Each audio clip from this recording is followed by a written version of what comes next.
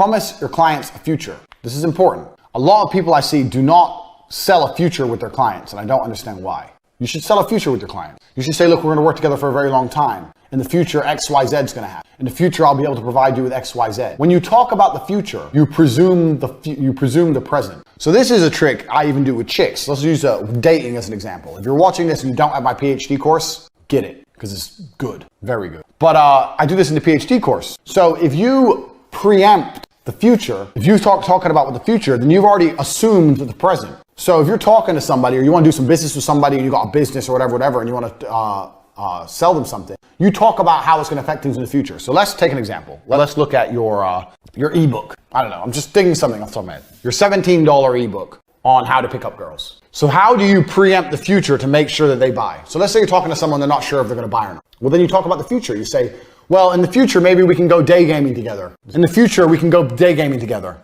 Or in the future, if you're texting a girl and you're not sure exactly what to say, let me know. Or in the future, if you see a girl doing some of the things I point out in my ebook, send me examples because I can use them on my website. I really appreciate it. Talk about the future like he's already bought and digested the product. And that makes them far more likely to buy and digest your product. So I do the same thing when I date girls. Oh, well, when we're married, how do I know you're not gonna cheat? Fuck, I just met her. What do you mean married? Ha ha ha. If you're talking about when we're married, that's presuming I'm gonna fuck you sooner or later because we're gonna fuck before we get married.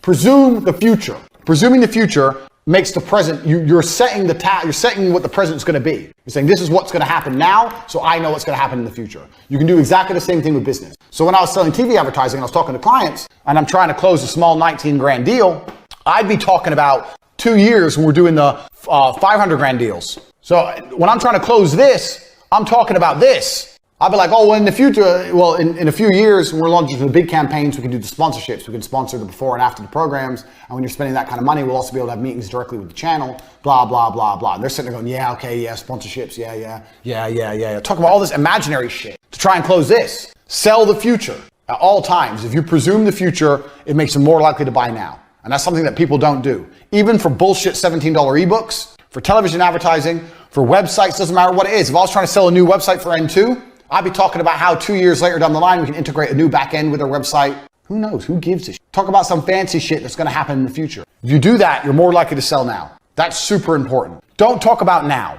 Back to the ebook. If you buy my ebook, you'll see what girls are texting you and you'll see why they mean it or why they're saying it. If you buy my ebook, you'll see why girls are saying what they say in text, as opposed to after you've seen my ebook and you see what these girls are saying, it's going to be exactly like I told you. And when they do it, screenshot it, send it to me because you're going to see. The future, okay, after I have the ebook, then I'm going to know, he said I'm going to understand why they're doing it and I'm going to send it to him. You've already told him he has the ebook. Presume the future at all times. Very important. Next, number 32 is something I've already been discussing at length accidentally. What happens is when your brain, like mine, is a plethora of knowledge, you end up tapping into things that you're supposed to be saving for later because it fits at the time and you just know so much and you're just so hyper intelligent.